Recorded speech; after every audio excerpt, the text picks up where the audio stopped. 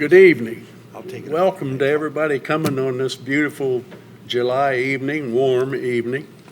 Normally, the State of the Union address is done at a council meeting, but due to the circumstances that we're dealing with presently, that's why we're here tonight.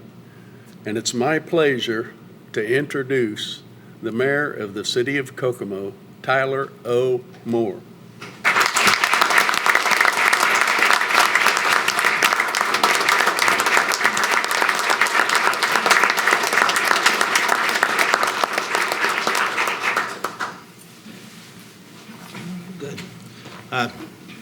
Good evening, all.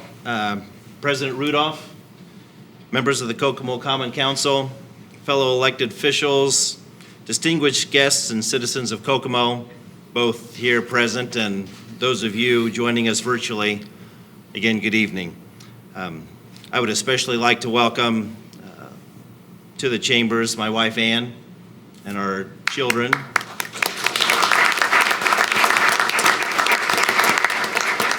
Our children minus one. Claire is gone. She might be watching virtually, so hi, Claire, love you. And of course, my folks, Dick and Margie Moore. It's an honor to have you here as well. But also, so many friends here gathered as well. But before we get started, or before I begin, I would like to ask Councilwoman Cindy Sanders to lead us in a word of prayer, and then ask Councilman Tom Micklick to lead us in the Pledge of Allegiance.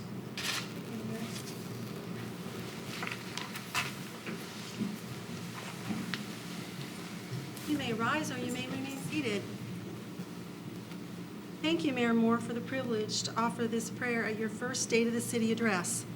It's an affirmation that you desire to honor God and implore Him to guide, direct, and intervene on our behalves. Psalm 20, verse 5. We will rejoice in thy salvation, and in the name of our God we will set up our banner. The Lord fulfill all thy petitions. From Zephaniah 3:17. The Lord thy God in the midst of thee is mighty. He will save. He will rejoice over thee with joy. He will joy over thee with singing. At this crucial time, as we seek answers and solutions for the future, and we know that our greatest natural resource is people, but do we know that our greatest supernatural resource is God? The Bible exhorts us to pray for our leaders and those in authority. 2 Timothy 2, pray this way for kings and all that are in authority, so that we may lead tranquil and quiet lives in all godliness. Let's pray. Heavenly Father, I pray that Mayor Moore may be given your wisdom, discernment, and guidance in every situation and decision as he leads this community. I pray that you would give protection, encouragement, and strength to him, Ann, and their children. I pray for those in leadership at all levels for guidance who have been entrusted to serve. I pray for your wisdom, encouragement, and protection for the Kokomo Police Department, the Howard County Sheriff's Department, the Kokomo Fire Department, and all first responders. I pray for encouragement to all city workers who contribute greatly to the smooth functioning of our daily lives. I pray for your protection and help to those providing essential services in hospitals, in our grocery stores, and other essential businesses that have remained open during these past months. Encourage and give wisdom to all business owners who have been impacted and are struggling. I pray for comfort to those who have lost loved ones due to COVID, drug overdoses, or suicide. I pray for comfort to those who are disillusioned or grieving because of the horrific events that are occurring. Grant your peace, rest, and hope. Help each one to know that God loves them and has a plan for their lives. I pray virtue be restored for those who serve the underserved in the community, the Kokomo Rescue Mission, the SOC with their outreach to individuals and families with chemical dependence and or mental health needs, other not-for-profits, as well as to the churches and faith-based ministries. Romans 15:13, may the God of hope fill you with all joy and peace as you trust him by the power of the Holy Spirit. Amen. Amen. If you would, please join me in the Pledge of Allegiance to the flag. I pledge allegiance to the flag of the United States of America and to the republic for which it stands, one nation, under God, indivisible, with liberty and justice for all.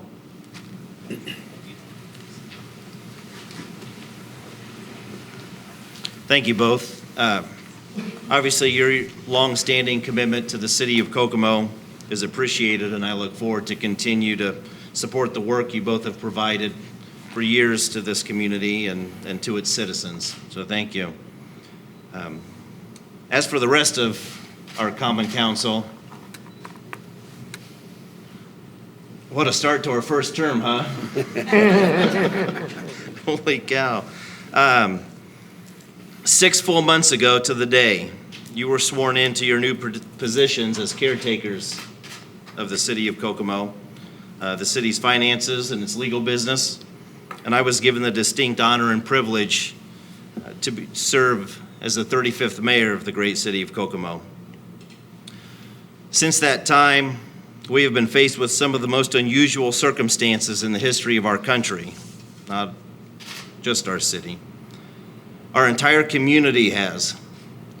To say that it's been interesting is probably an understatement. A global pandemic wasn't on the radar last year when we were running for office, was it? Nor did I expect to give my first state of the city under these circumstances and conditions. But even though these first 6 months have been full of challenges, I have had every reason to remain encouraged and inspired. Before I continue, though, I need to offer a quick disclaimer. Those of you that know me aren't surprised by this. I will apologize now to those who in the media and others who may have received, reviewed, or will request a transcript of my first address. I may expound on a few items, convey a thought that comes to mind, or suddenly remember something that I forgot to include or should have included. That's me, and I'm often candid and off the cuff, and as the mayor that many of our city employees and in our departments have come to live with, to say the least. I'm as tarnished as I am polished, and as simple as I am complex. So just ask my family and friends. So thank you all in advance for rolling with me tonight. Time and again, Kokomo has risen to the occasion during times of trouble and difficulty. Our ability to come together, help our neighbors, and grow as a community during this situation or that experience is unmatched. I have seen that firsthand, both then and now. So if there is one thing we as a community have been reminded of these past 6 months, is that Kokomo is tough when facing adversity, resilient in troubled times, and united against any challenges. I came across a quote from author Steve Maraboli. I'm sure I butchered his name, and so I apologize, Steve, that basically sums up Kokomo's determination. He stated, "Life doesn't get easier or more forgiving. We get stronger and more resilient." Plain and simple, we are Kokomo strong. I mean, that phrase was coined a few years back and is one that we have embodied once again. We will not let the crises we recently faced define us any more than those that tried in previous disasters, be it a tornado, flood, or recession. I'm confident that Kokomo's future is one that is bright and full of promise. Our future is Kokomo stronger.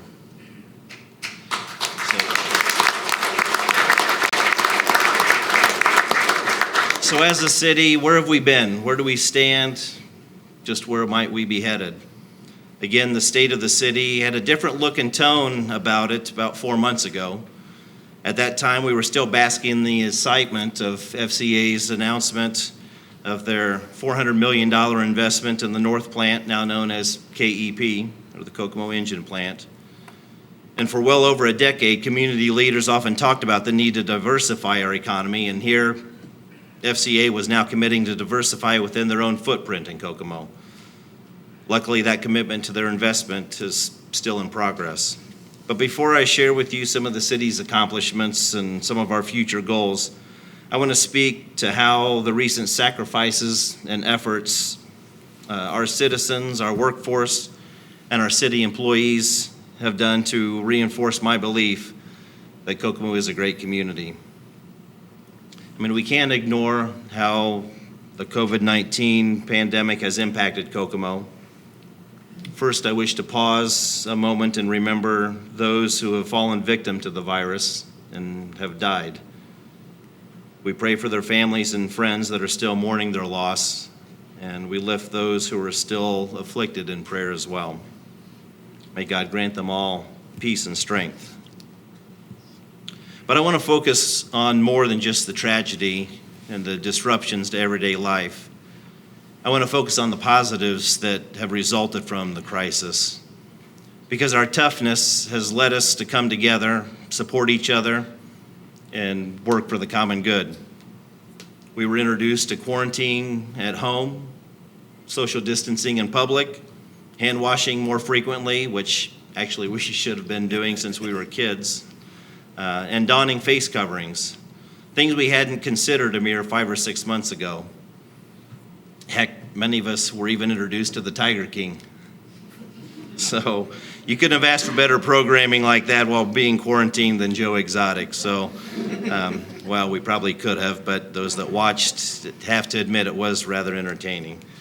But everyday citizens, from healthcare professionals to grocery workers, from restaurant staff to small business owners, and from our dedicated educators to our city transit drivers, they all answered the call to service during the pandemic, often putting themselves at risk to help the community and make it through this ordeal. To those groups of individuals mentioned and to so many others that I did not, you have our sincere gratitude and our undying admiration.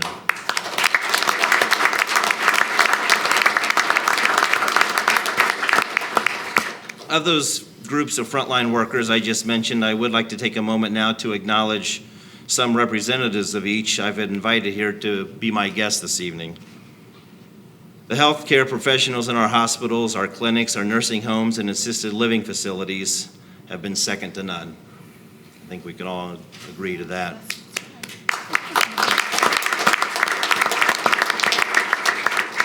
One of those individuals I wish to recognize is Amy Lennon.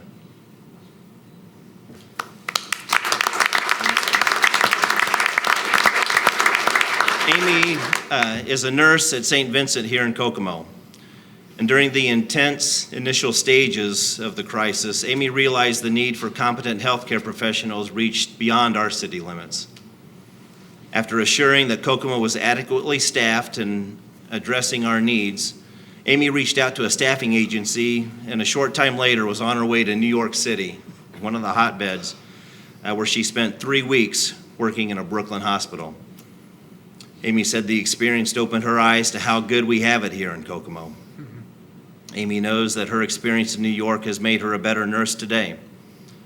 Healthcare professionals like Amy continue to serve on the front lines every single day, placing themselves and their families at risk because of the commitment they have made to care for those most in need. Amy, we appreciate you and your fellow providers at every level and are grateful for all that you do to help keep us healthy and alive. We literally would not be managing the pandemic as well as we are here locally without all of you. Thank you.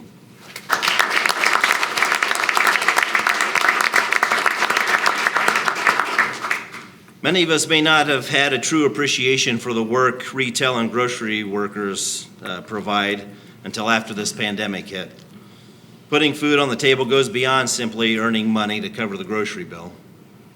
It starts with farmers, laborers, truck drivers, and others in the supply chain, but the end result is a group of individuals working to keep shelves stocked and consumers served while providing safe, clean places for those consumers to shop, especially under these very difficult conditions. I've asked Jake Bandelier to be with us here tonight. Jake? Jake is a manager at one of the Kroger supermarkets here in Kokomo.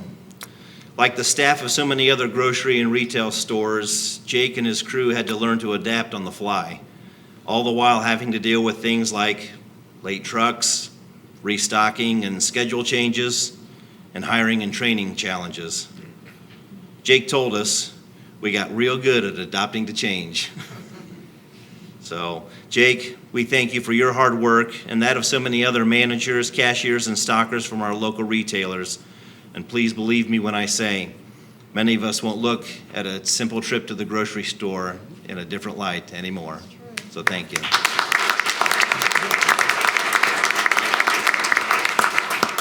In the same vein, our local restaurants had to modify how they operate. All of a sudden, carry-out and curbside became the norm. This service and the increase in deliveries changed how almost every restaurant operated. There surely wasn't a chapter on serving during pandemic in most operating manuals. So this change also severely affected the wait staffs in many of these restaurants. So until the state is back to full capacity in bars and restaurants, and folks are more comfortable getting out to dine in, our thoughts are with those still affected. But there are those that have been on the front line of these changes lately, and I have asked one individual from that workforce to join us tonight. Tina Ovatka, thank you for being with me.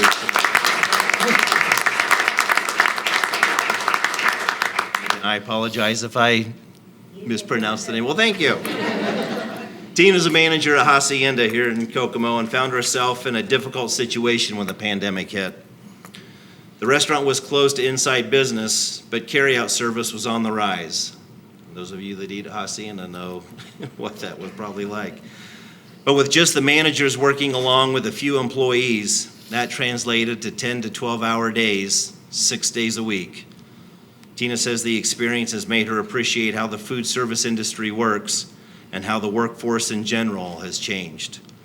Thanks again, Tina, for sacrificing time and energy, like so many others in our local restaurants have done, to not only support the sustainability of your employer, but also for offering to meet the new special dining needs of your patrons. So thank you.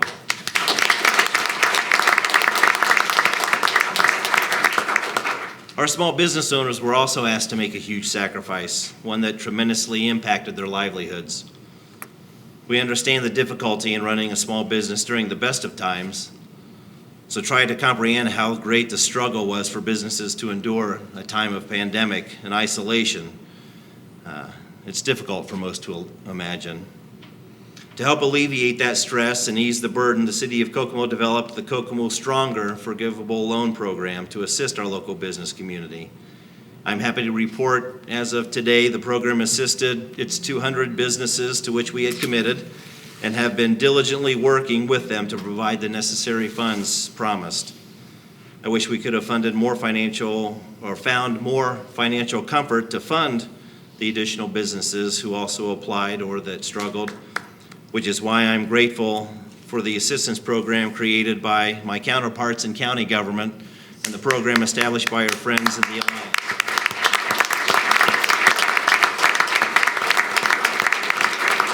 So, Commissioner Wyman, Commissioner Dodd, Commissioner Bray, thank you for being here and thank you for your support and commitment to our community. And Charlie Sparks and staff watching at home, probably thank you for your work, and I appreciate your partnership in assisting the small business community as well. One of those Kokomo Stronger small business owners is with us tonight, Tanya Warren, who I saw sneak in. She's the owner of Store on the Corner, and she's located on the city's south side. So like so many other small businesses, Tanya was faced with the challenge of having to close her store to inside customers while increasing the efficiency of becoming then a drive-through only convenience store. And you hadn't been open that long to begin with. God love you. Tanya, again, like so many others, realized the need to adapt and overcome. She was quick to implement new cleaning procedures to keep both her employees and her customers safe. And the store eventually did reopen to inside customers with an emphasis on social distancing and sanitizing. So Tanya, thank you for your investment in Kokomo and for your commitment to continue to succeed. Thank you. Thank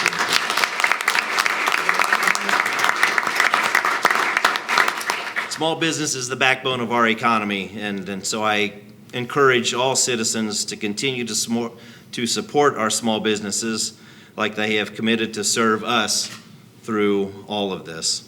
The willingness and eventual ability to adapt, overcome, and persevere has strengthened our community and inspired us all. But I can't speak about adapting, overcoming, and persevering without mentioning another group of people tasked almost daily with great responsibility, who are also asked to shift gears on very short notice. I'm talking about our teachers and public educators. These teachers maintained their composure and professionalism while being asked to change how they were to teach their students in a moment's notice. I think a moment's notice was an understatement too, right, Matt? Seeing how innovative and resourceful they became during a very difficult situation has only increased my admiration and appreciation for them. One prime example of a teacher going above and beyond to continue the education of his students is Matt York.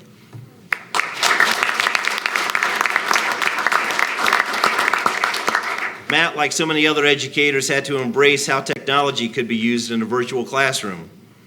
Matt said he initially made, I think, at least 54 phone calls to his students and to their parents as they moved to this new teaching platform.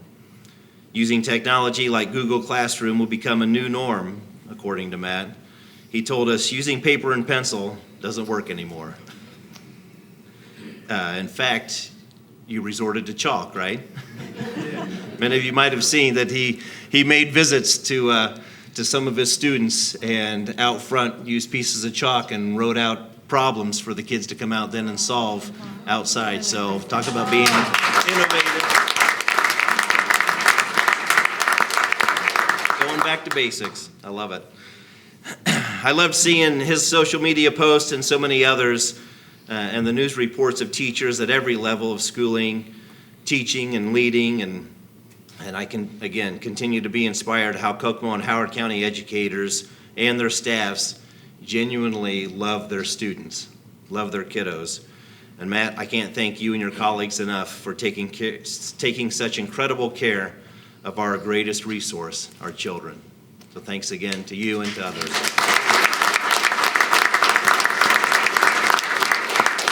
The last group of frontline workers I want to recognize tonight are some of city government's own.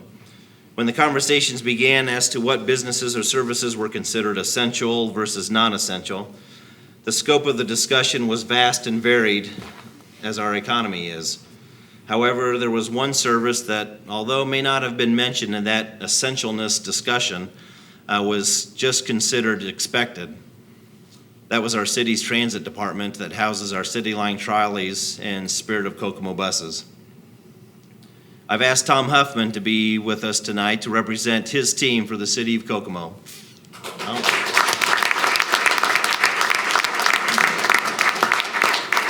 Tom and his fellow bus drivers played a key role during the crisis. Many of us take for granted the ability and opportunity we have to hop on a vehicle and travel for any reason. Any reason. Unfortunately, there are a number of people in Kokomo who must depend on public transportation for trips to the doctor, to the grocery store, and more. Yes, our trolley and bus drivers were essential then and continue to be essential now. Our drivers, like Tom, quickly adapted to the situation to ensure the health and safety of their passengers, some of which are the most vulnerable and at risk. Driving hours upon hours with masks and sanitizing not only their trolleys or buses, but the bus shelters themselves along the routes has become part of the normal routine, all while continuing to ensure the safety of the riders themselves. Tom, I can't thank you and your fellow drivers for the remaining committed to your job through these tough times and for being such great ambassadors to the city of Kokomo. Thank you.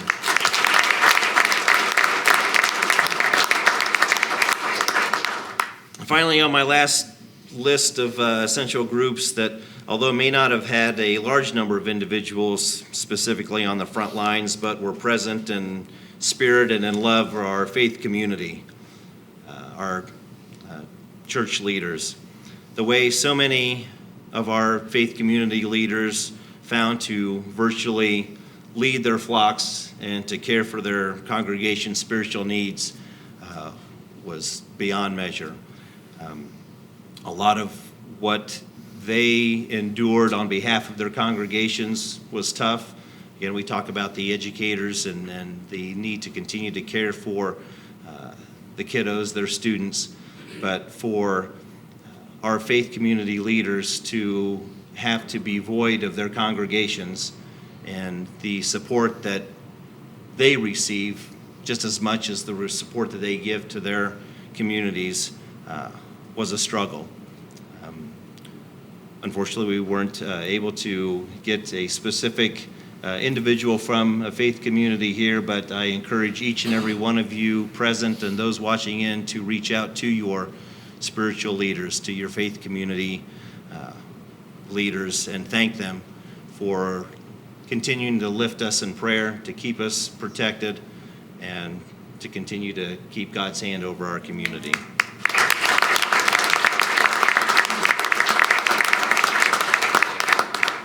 So again, there are other groups of individuals and service providers that have gone above and beyond during this pandemic to keep our citizens safe as we slowly reopen our economy. So please don't think that not being mentioned here tonight in no way means that your efforts are not appreciated. Thank you. And every day I continue to be inspired by how Kokomo is responding to this crisis. And while all this has impacted our lives and community in different ways as we move forward, we can't allow this pandemic to define who we are and how we need to live our lives. And even though the governor just this afternoon pushed back stage 5 of his Back on Track Indiana plan, I guess he announced we've moved to 4.5. Everything we have been doing with donning our masks, exercising, social distancing, sanitizing our hands and facilities have allowed Kokomo and Howard County to manage our part of the curve. Keep up the good work, Kokomo. However, the first 6 months of the year haven't been solely about COVID-19 and its impact. Great things have still been happening throughout the city of Firsts. Some of them were high profile in nature, and some occurred under the public's radar.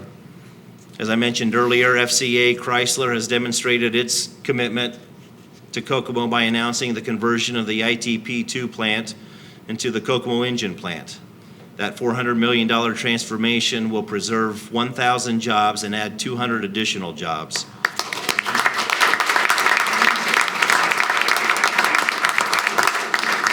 That brings FCA's reinvestment in our community to more than $2 billion since 2009.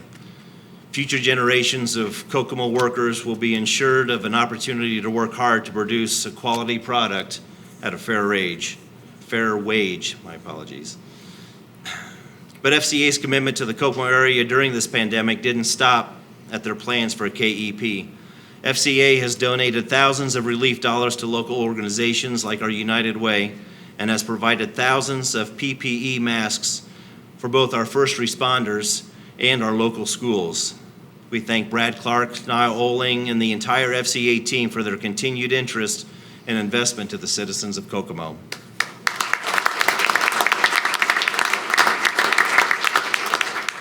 Also during the COVID crisis, Kokomo and its workers stepped to the plate again as General Motors partnered with Ventec Life Systems to begin production of the much-needed medical ventilators. It was truly amazing to see GM and Ventec move from concept to production with the goal of 30,000 ventilators to be produced by the end of August. And in order to accomplish this, more than 1,000 full and part-time employees filled the temporary positions. What a testament this has been to the quality of the facilities GM had available and the incredible workforce our Kokomo area possessed.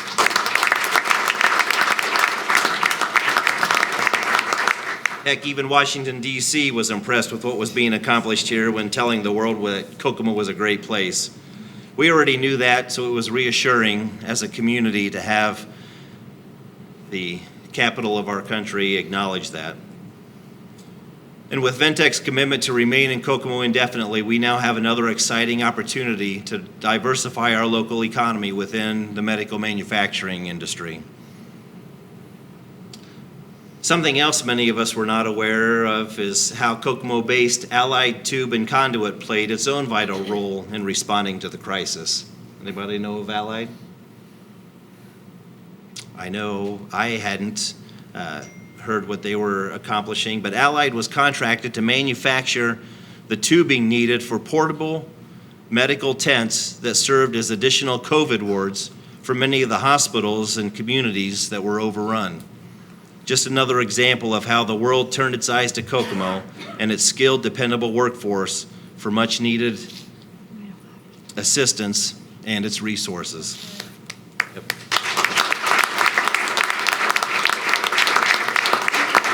I'm sure there are other manufacturers and businesses based here in Kokomo that provided additional much-needed products and services to those on the state and national front that, like Allied Tube, flew under the radar but were truly essential to keeping Indiana and America moving during this pandemic.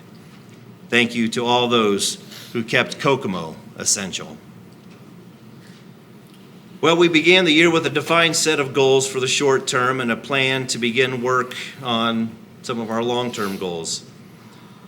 A number of the short-term goals involved the continued work or the completion of projects in place by the previous administration, and obviously stand to benefit our city and complement our future plans. So even with the distraction and interruption of the pandemic, we have met some of these goals already while setting others in motion. The completion of the downtown Riverwalk is the latest piece in creating the best trail system, I believe, in central Indiana. It is part of the centerpiece of downtown development and has quickly become a quality amenity that will be the envy of other cities our size. In fact, this project received national and regional attention by receiving recognition from the American Council of Engineering Companies of Indiana. The Riverwalk is also now a key component for our mission to improve our trails, and it also complements the previous work done on the Nickel Plate Trail and the bridge over State Road 931, which also received a merit award this year from the ACEC of Indiana. And because trail connectivity remains vital to our community's health, both economically and physically, and it will continue to be a priority of my administration. In fact, we are working on plans to head west, young man, with the hopes of connecting to Rushville and possibly taking it to our friends in Clinton County. And who's ready for some baseball or softball? Yeah? Needless to say, I was excited to join others in finally breaking ground on the development of Championship Park on the east side of the city. Many projects announced and/or initiated by the previous administration have continued to receive support by this administration, but none have had the interest and potential for the economic impact for Kokomo than Championship Park. The projected $11.4 million design of the youth baseball and softball diamonds, coupled with the estimated $77 million development by Hankey Development Group, stands to help boost our local hotel and retail economy along 931, and finally give our local youth baseball and softball leagues a united, state-of-the-art facility on which to play and to create some incredible memories.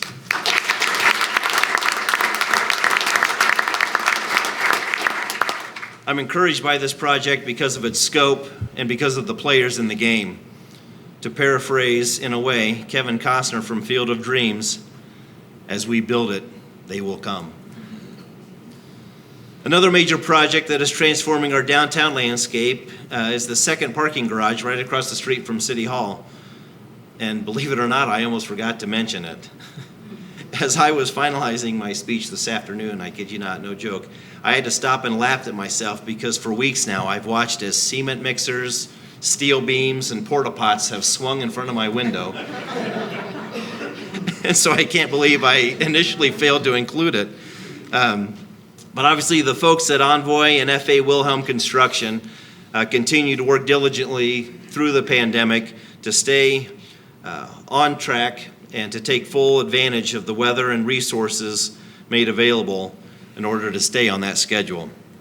This additional amenity downtown will help alleviate many of the parking challenges citizens face when coming downtown for events, for First Fridays, for Jackrabbits games, for high school graduations, and just general entertainment as a whole. The garage will also have a 2,000 square foot commercial space that will be perfect for a small grocer or pharmacy for those residents that live in our downtown area. So if anybody has any ideas, let me know.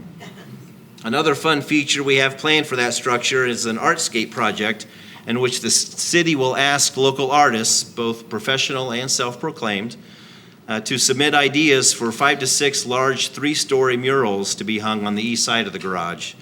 With the attention to art that so many have given our community in recent years, I think these murals will be, again, a fun and welcomed addition to downtown. But amid all this, the employees of the city of Kokomo have performed extremely well under very difficult conditions. Adapting, overcoming, and evolving have become part of the daily processes of our department heads and employees. Every department met the challenge to keep our city running smoothly and without interruption. That's good.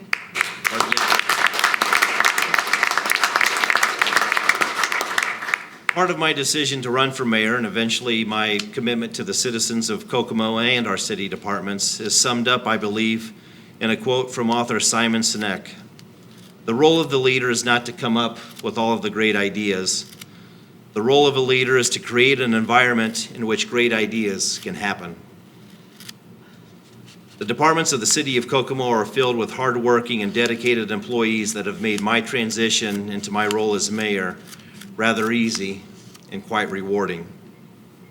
They are and always have been an integral part of the successes of Kokomo and those that we have experienced year after year. So I'd like to highlight some of the accomplishments within our departments thus far in 2020 and some of the plans we have in place with them. Our street and engineering departments have continued to provide services, repaving streets, picking up limbs, and collecting refuse without interruption, all the while planning for future projects. According to City Engineer Kerry Stranahan, more streets have been repaved this spring than any spring in the past 15 years or so.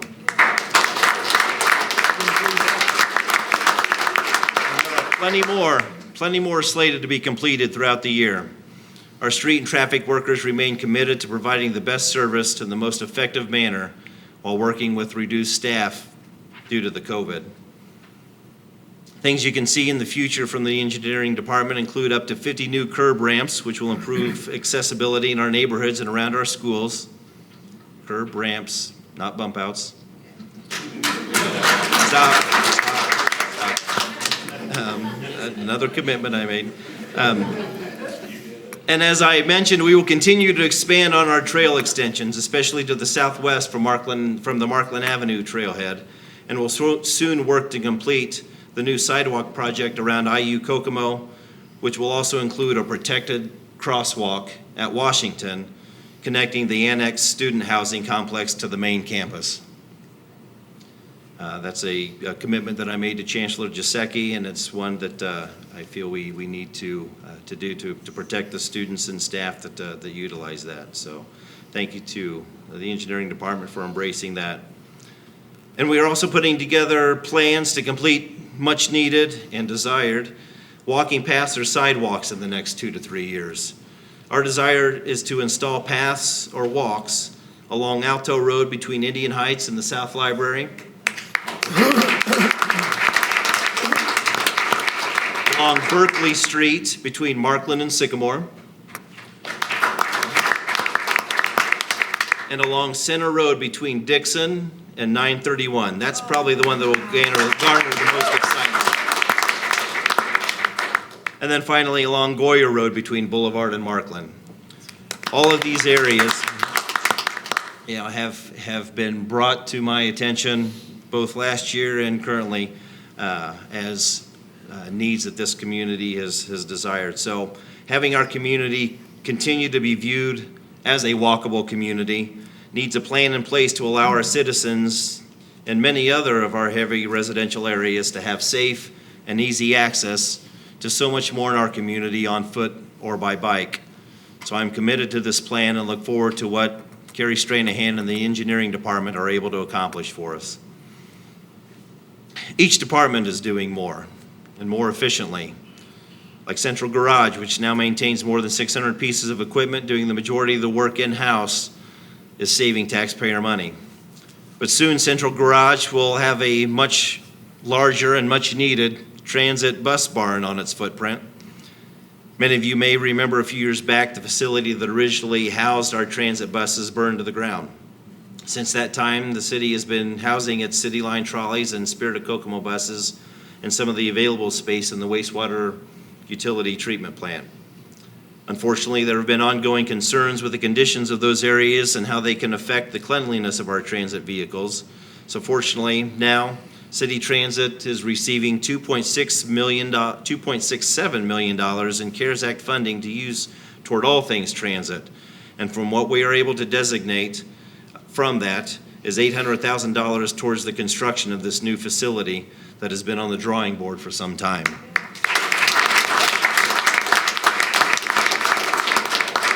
Proud to be a part of this new home for the city's fleet and the extra workspace for Central Garage. One of our city's hidden gems that has recently been in the limelight is our Kokomo Municipal Airport. It has become a key central location for aviation in Indiana, recently averaging between 40 to 50 landings per day, along with 2 to 3 cargo deliveries per week. Much of the recent activity was due to the shipments of ventilator supplies and subsequent delivery of those much sought-after ventilators throughout the country. Sean Baker was hired on as the new director at the airport and brings with him years of experience from the Terre Haute Airport. And now that our airport has received more attention, it is this city's administration's desire to continue to highlight it as a valuable resource with which we can entice companies we may court to occupy our projected industrial park. I'm excited to see the improvements Sean has planned for our airfield. Thanks, Sean.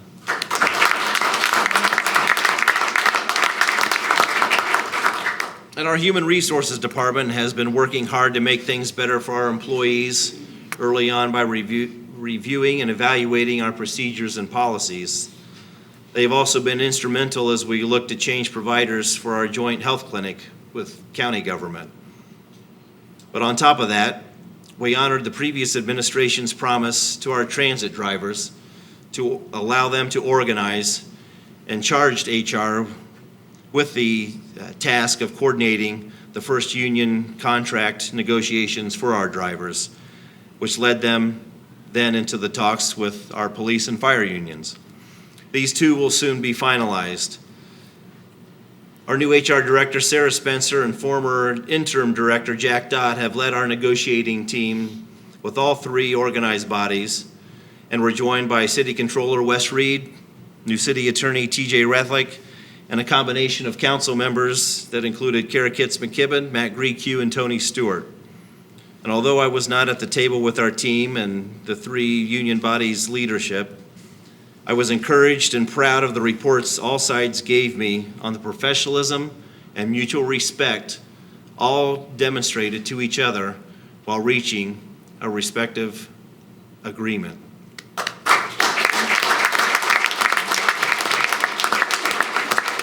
Tonight, I want to recognize and thank the presidents of each of our union bodies, Andy Eshelman from our firefighters,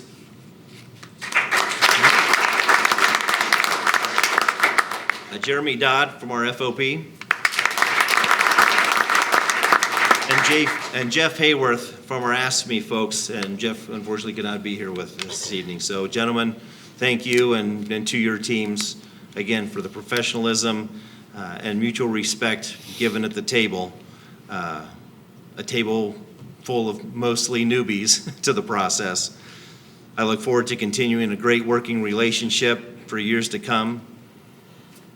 And to HR's credit, this was all done while facing the need to create a pandemic policy for our city employees to either telework from home or furlough temporarily. The entire department did an outstanding job of ensuring our workers and their families were safe throughout the pandemic. Thanks, HR.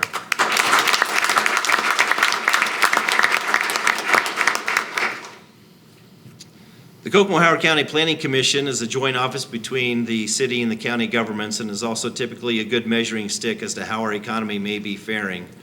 Mr. Sheeline and his staff reported that a combined total of 58 permits were requested in April and May alone. That exceeds the previous average amounts for those months and already represents more than half of the average of yearly totals. So although many of those were simply home improvement permits, it still shows that our local economy was active. The Planning Commission has also increased its efforts on code enforcement, which further helps protect individuals' property rights, both in the city and obviously within the county being a joint office. So I appreciate their commitment to those endeavors. In addition, Howard County government recently moved the Planning Commission office to the first floor of the county administration building to make it more accessible for our community's residents. Again, thank you, commissioners, and thanks to your staff, Mr. Sheeline.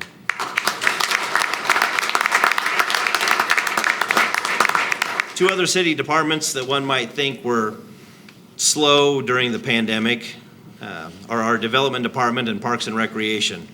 With businesses closed or drastically scaled back and citizens being encouraged to stay home and quarantine, you might think that development and parks were of little importance. Quite the contrary. As was highlighted earlier, when the pandemic was in full swing and the threat of businesses suffering, I sat down with Development Director Jenny Jordan, again, Controller Wes Reed, and City Attorney TJ Rethlake to formulate a plan to assist our small businesses. Thus, the Kokomo Stronger program was created and kickstarted in almost a moment's notice. That also meant that we had to pull our development staff off of teleworking mode and bring them back to the trenches to get applications received, reviewed, vetted, and approved. I can't thank Jenny and our development staff, lovingly called the development dudes, enough for their time, energy, and effort that they gave to help support our small business community.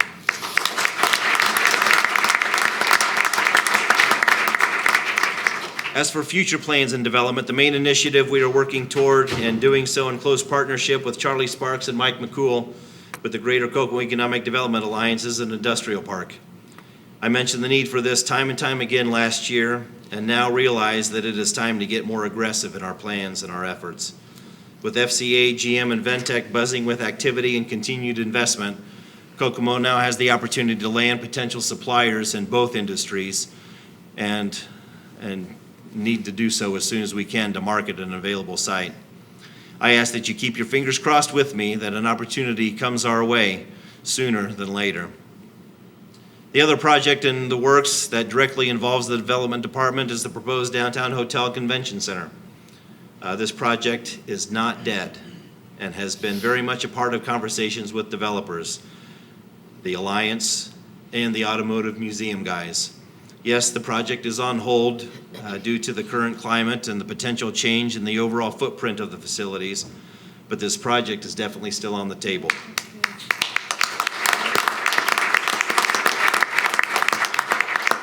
So stay tuned for more things to develop.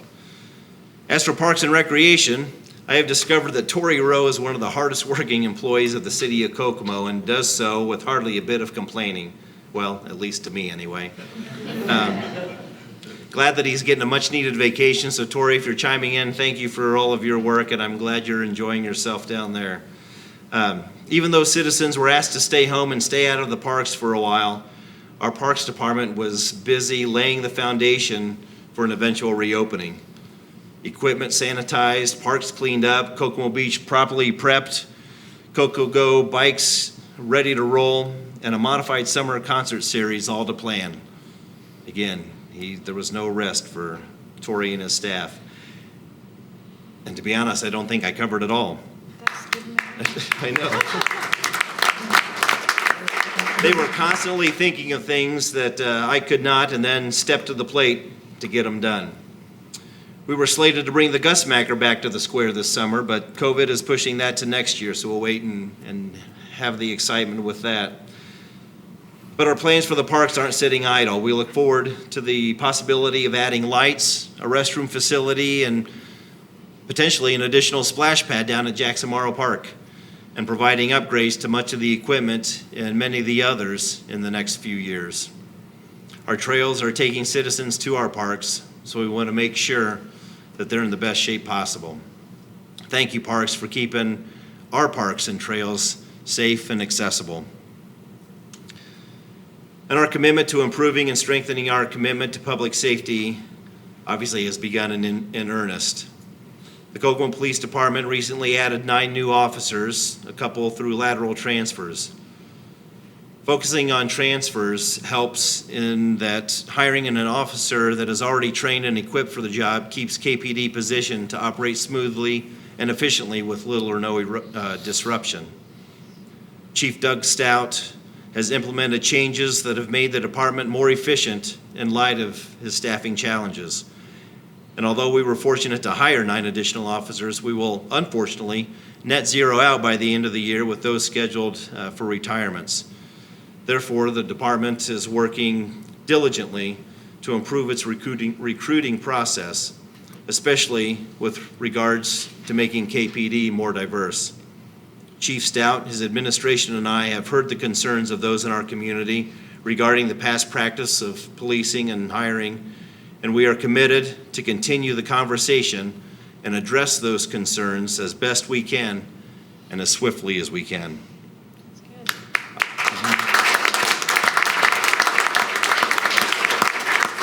I'm especially proud of the great working relationship KPD has now forged with the Kokomo 10-Point Coalition Group.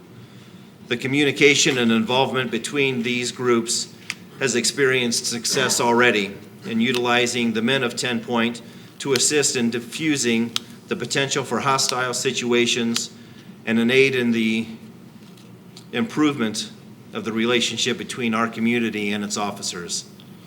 Thank you, KPD, and thank you, 10 Point, for now leading by example.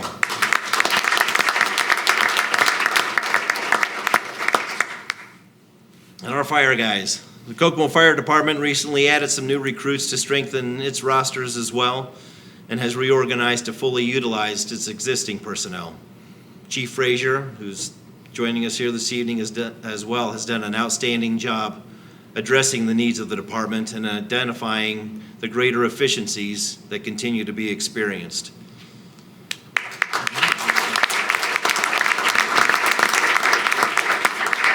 Also, last month, the city dedicated the first Safe Haven baby box at Station 1.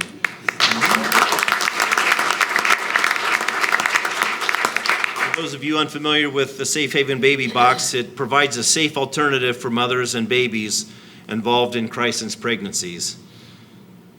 Fortunately, tonight, and I didn't have this in my notes, so again, one of the liberties I have, that project was funded by the local Knights of Columbus, and I'm honored to not only be a member of that council, but also to have with us this evening my father, who's one of the officers of the Columbian Club that governs over the Knights of Columbus. So, Mr. Moore, thank you, and to your brother Knights.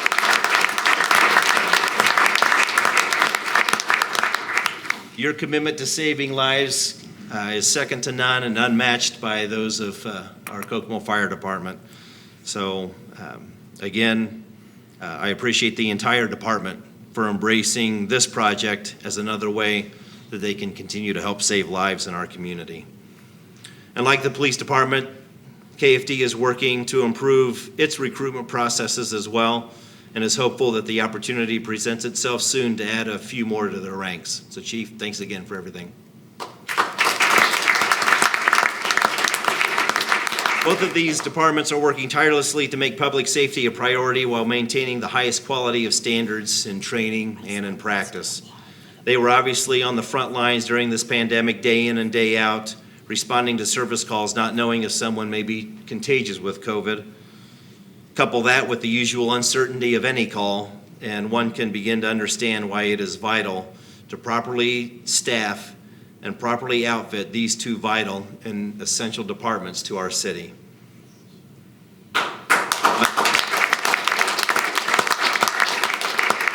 My commitment to get KPD and KFD back to the prestige they once held is a priority of this administration, and we all realize it won't be an overnight accomplishment. It may not be immediate, but it will be accomplished.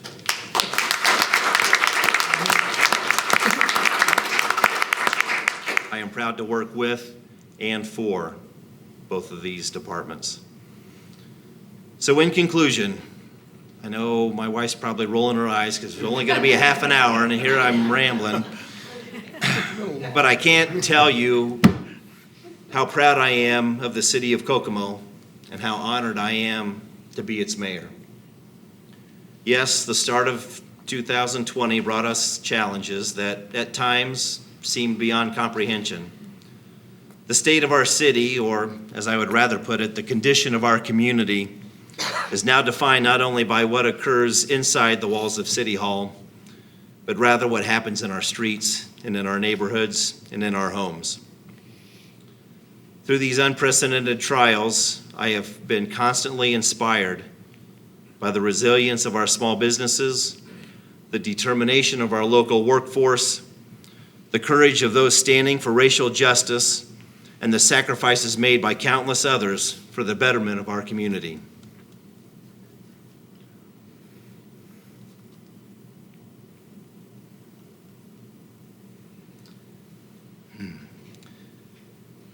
When I reflect on the past few months, I'm reminded of a verse in 2 Corinthians 4 that I believe describes this community well.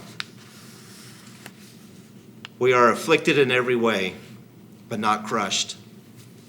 Perplexed, but not driven to despair. Persecuted, but not forsaken. Struck down, but not destroyed. As we collectively continue to march through these unprecedented times, I want to take this opportunity to challenge each and every one of us to continue the call for solidarity. Through the years, many have found ourselves in situations that have greatly affected us personally, yet were sometimes beyond our individual control, and 2020 has been no exception. In moments like these, it would be easy to lose hope or to lose confidence that tomorrow could and would be a better day. It would appear easier to give up and give in. It would be tempting to look at these overwhelming situations and say, this is beyond me. Let someone else deal with it. These thoughts and feelings are warranted by the fact that individually you are correct. Creating a better tomorrow for our community is beyond the efforts of a single individual. This is why unity holds such great value. A daily effort toward solidarity is the only way we address these challenges, and I am fully convinced that a unified Kokomo can and will overcome them, and together we can create the framework for the generations after us to follow. But we must understand and realize that this unity must say that although we may disagree, although we may have a different background, although we don't understand each other yet, I respect you and I will stand with you because you are valuable, regardless of race, creed, gender, religion, or political views. The words of Saint Mother Teresa of Calcutta resonate in my mind. If we have no peace, it is because we have forgotten that we belong together. I may be your mayor, but the city belongs to you.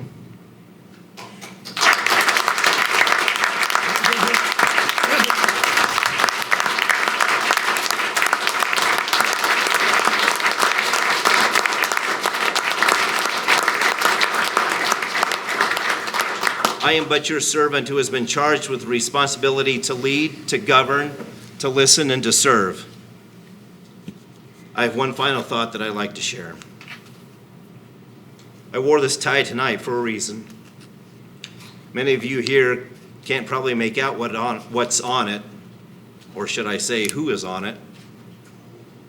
And those of you tuning in definitely can't see it. Dukes, I don't think you can zoom in, can you? Okay. It's covered with pictures of my 5 children. They're much older now, so the picture might embarrass them a little bit. Anyway, I wore it today to remind myself of my priorities in life. First, I am a Christian and I am made in the image of God. Second, I am a husband, a father, and a son charged with the care of my family. Third, I am your mayor. But as mayor of Kokomo, I have been given charge of another family, you, the citizens of this great city. So I know that with the support of my God, with my domestic family, and my civic family, I will serve to the best of my ability. I won't be perfect, and I may not make everyone happy, but I feel we're off to a great start. Thank you for the opportunity to be your mayor, and together as a family, let's continue to build a Kokomo we can all be proud of. May God bless you, and may God bless the great city of Kokomo. Thank you all.